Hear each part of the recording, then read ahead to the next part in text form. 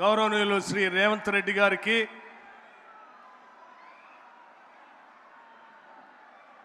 పెద్దలు శాసన మండలి చైర్మన్ శ్రీ గుత్తా సుఖేందర్ రెడ్డి గారికి, శాసనసభ సభాపతి పెద్దలు ప్రసాద్ కుమార్ గారికి, వ్యవసాయ శాఖ మాత్యులు గౌరవ తుమ్మల నాగేశ్వరరావు గారికి, రెవెన్యూ శాఖ మాత్యులు గౌరవ పొంగులేటి శ్రీనివాస్ రెడ్డి గారికి, గౌరవ నీటిపారుదల శాఖ మాత్యులు శ్రీ ఉత్తమ్ కుమార్ రెడ్డి గారికి, గౌరవ జిల్లా ఇన్ఛార్జి మంత్రివర్యులు శ్రీ వాకిటి శ్రీహరి గారికి, గౌరవ పరిశ్రమలు ఐటీ శాఖ మాత్యులు శ్రీ దుద్దిళ్ల శ్రీధర్ బాబు గారికి, గౌరవ రోడ్లు భవనాల శాఖ మాత్యులు శ్రీ కోమటిరెడ్డి వెంకటరెడ్డి గారికి,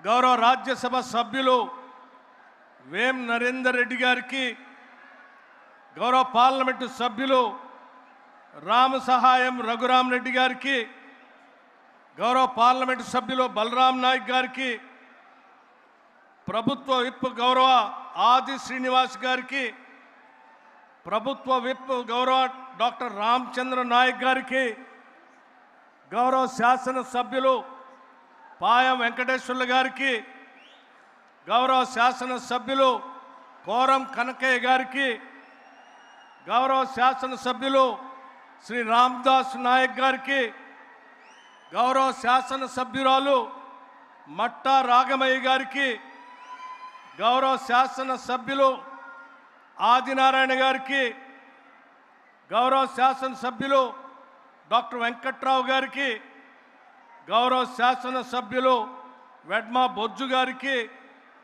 గౌరవ శాసన సభ్యులు శ్రీ నవీన్ యాదవ్ గారికి, గౌరవ శాసన మండలి నాయకులు శంకర్ నాయక్ గారికి, గౌరవ శాసనసభ్యులు మనోహర్ రెడ్డి గారికి, గౌరవ శాసనసభ్యులు వీర్లపల్లి శంకర్ గారికి, గౌరవ శాసనసభ్యులు నాగరాజు గారికి, మరియు వేదిక మీద ఉన్నటువంటి జిల్లా అధికార యంత్రాంగానికి, అలాగే రాష్ట్ర వ్యాప్తంగా ఉన్నటువంటి ఉన్నతాధికారులుగా ఉండి ఇక్కడ ఈ సభ విజయవంతం కోసం ఇక్కడికి వచ్చినటువంటి ఉన్నతాధికారులకి, పోలీస్ అధికారులకి, అనేక గ్రామాల నుంచి ఈ రైతు ఆశీర్వాద సభకి అశేషంగా లక్షలాదిగా తరలి వచ్చిన రైతాంగ సోదరులకి, కుటుంబ సభ్యులకి,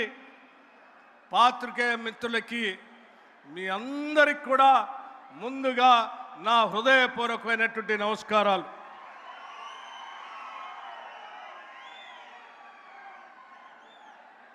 రైతు భరోసా సభని ఖమ్మం జిల్లాలో మధిర శాసనసభ నియోజకవర్గంలో ఇక్కడ ఏర్పాటు చేద్దామని చెప్పి మిత్రులు మంత్రివర్గ సహచరులు చెప్పినప్పుడు ఇక్కడికి వచ్చి రైతులతో మాట్లాడితే ఇక్కడ ఉన్నటువంటి రైతులందరూ కలిసి ఒక మాట చెప్పారు, ఇది రైతు భరోసా సభ కాదు, మా అందరి గురించి ఆలోచన చేస్తున్నటువంటి ప్రజాప్రభుత్వాన్ని, ఈ రాష్ట్ర ముఖ్యమంత్రిని, యావత్ క్యాబినెట్ సభ్యులందరినీ కూడా రైతులుగా మేము ఆశీర్వదించడానికి సిద్ధంగా ఉన్నాం.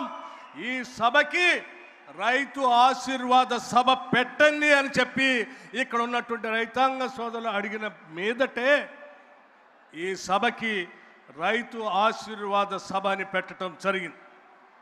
ఇటువంటి రైతు ఆశీర్వాద సభకి రాష్ట్ర ముఖ్యమంత్రి వర్యుల్ని, సహచర మంత్రివర్గ సభ్యులందరినీ కూడా, శాసనసభ్యుల్ని కూడా మధిర శాసనసభ నియోజకవర్గంలో ఈ కార్యక్రమం ఏర్పాటు చేసుకుంటున్నాం. రావాల్సిందిగా ఆహ్వానించిన మీదట వారందరూ కూడా ఎంతో మనందరి మీద ప్రేమతో ఇక్కడికి వచ్చినందుకు మీ అందరి తరఫున పేరు పేరున మంత్రివర్గ సహచర సభ్యులు అందరికీ, శాసన సభ్యులకి, మీ అందరి తరపున వారికి నేను కృతజ్ఞతలు తెలియజేస్తా ఉన్నాను.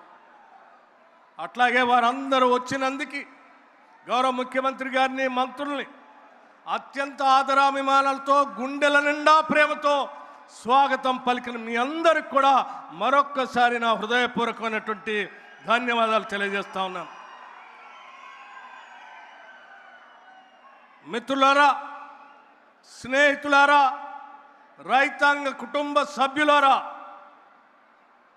మీ అందరికీ లక్షలాదిగా తరలి వచ్చిన మీతో పాటు రాష్ట్ర వ్యాప్తంగా చూస్తున్నటువంటి అనేక మంది ప్రజానికానికి కొన్ని విషయాలు స్పష్టంగా ఈ సభ నుంచి చెప్పాలనేటువంటి ఒక చిన్న ఆలోచన మాకు.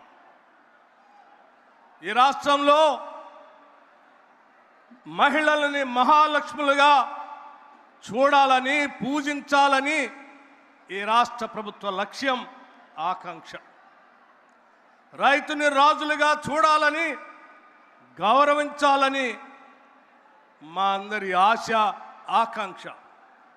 అందుకే మహిళల్ని మహాలక్ష్ములుగా చూడాలనేటువంటి ఆలోచనతోనే ఆనాటి కాంగ్రెస్ ప్రభుత్వం మొదలుపెట్టిన వడ్డీ లేని రుణాల్ని గత 10 సంవత్సరాలు పాలించిన టీఆర్ఎస్ ప్రభుత్వం వడ్డీ లేని రుణాల్ని తుంగలో తొక్కితే తిరిగి మన ప్రజాప్రభుత్వం, కాంగ్రెస్ ప్రభుత్వం అధికారంలో రాగానే గౌరవ ముఖ్యమంత్రి రేవంత్ రెడ్డి గారు, కేబినెట్ అందరూ ఆలోచన చేసి మన మహిళల్ని మనం సంస్కరించుకొని, మన సంస్కారం, మనం మహిళల్ని మహాలక్ష్మిలాగా పూజిస్తాం, గౌరవిస్తాం.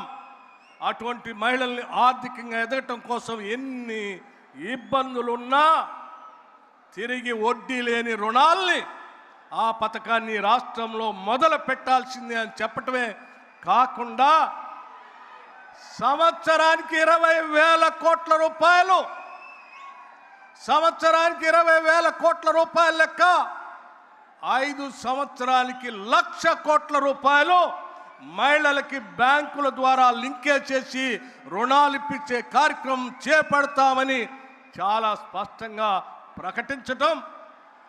ప్రకటించడమే కాదు, కేవలం 2.5 సంవత్సరాల్లో ఈ రాష్ట్రంలో ఉన్నటువంటి కోట్లాది మహిళలకి 67,000 కోట్ల రూపాయలని ఇప్పటికే వడ్డీ లేని రుణాల్ని బ్యాంకు లింకేజ్ ద్వారా మహిళలకు అందించడం జరిగిందని చెప్పడానికి చాలా సంతోషిస్తూ ఉన్నాం. అంతేకాదు, వడ్డీ లేని రుణాల పరిమితిని 5 లక్షల నుంచి 10 లక్షలకి పెంచాం. రాష్ట్ర వ్యాప్తంగా మహిళలందరూ కూడా ఉచితంగా బస్సులో ప్రయాణం చేసేటువంటి ఒక మహాలక్ష్మి ఆర్టీసీ బస్సు ఉచిత ప్రయాణాన్ని కూడా పెద్ద ఎత్తున ఏర్పాటు చేశాం. రాష్ట్రంలో ఉన్నటువంటి మహిళలు కోటీశ్వరులుగా మారటానికి వ్యవస్థలో అందుబాటులో ఉన్న ప్రతి అవకాశాన్ని కూడా వ్యాపారవేత్తలుగా మార్చడానికి రాష్ట్ర ప్రభుత్వం మహిళలకి అన్ని వేళలా అందుబాటులోకి వచ్చేటట్టుగా చేసే కార్యక్రమం మీ అందరికీ తెలిసిందే. అందులో భాగంగా పవర్ ప్రాజెక్ట్స్ కావచ్చు, పెట్రోల్ పంప్స్ కావచ్చు, క్యాంటీన్స్ కావచ్చు, ఆర్టీసీ బస్సులు కొనుగోలు విషయం కావచ్చు, ఇవన్నీ కూడా రాష్ట్ర వ్యాప్తంగా ఉన్నటువంటి మహిళల అభివృద్ధి కోసం, ఆర్థికంగా ఎదగటం కోసం ఈ రాష్ట్ర ప్రభుత్వం మహిళలను మహాలక్ష్ములుగా చూడాలని ఆకాంక్షతో చేస్తున్నటువంటి కార్యక్రమం. అందుకే రాష్ట్ర వ్యాప్తంగా ఉన్న మహిళలందరినీ మీరందరూ ఎదగాలి, కోటీశ్వరులుగా మారాలి అనేదే మా ప్రభుత్వ లక్ష్యం, ఆశ, ఆకాంక్ష కూడా. అలాగే వ్యవసాయ రంగం విషయానికి వస్తే, వ్యవసాయం వృత్తి కాదు, వ్యవసాయం అది మన సంస్కృతి, మన జీవన విధానం. వ్యవసాయం మీద రాష్ట్ర ప్రభుత్వం ఇచ్చేటువంటి సంక్షేమ కార్యక్రమాల పేరు మీద ఇచ్చే నిధులు ఉచితాలు కాదు. అది రాష్ట్రానికి వచ్చేటువంటి స్థూల ఉత్పత్తి ఆదాయానికి కావలసిన పెట్టుబడులుగా రైతాంగ సోదరులకి రాష్ట్ర ప్రభుత్వం రైతు భరోసా పేరు మీద పెద్ద ఎత్తున నిధులు ఇస్తూ ముందుకు పోతా ఉన్నాం. ఇది మామూలు విషయం కాదు. ఒక్కసారి ఆలోచన చేయండి మిత్రులారా. గత టీఆర్ఎస్ ప్రభుత్వం రైతు బంధు పేరు మీద కేవలం 5,000 రూపాయల ఎకరానికి ఇవ్వాలని ఆలోచన చేస్తే కూడా వాళ్ళు ఆ రైతు బంధు ఇచ్చే కార్యక్రమం 145 రోజుల నుంచి 169 రోజులు ఇచ్చేవాళ్ళు. కానీ మన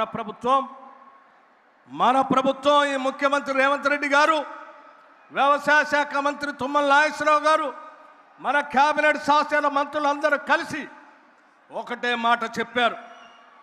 ఏది ఏమైనా రైతాంగ సోదరులకి మనం రైతు భరోసా 9 రోజుల్లో 9,000 కోట్ల రూపాయల్ని వారు అకౌంట్లో వేసి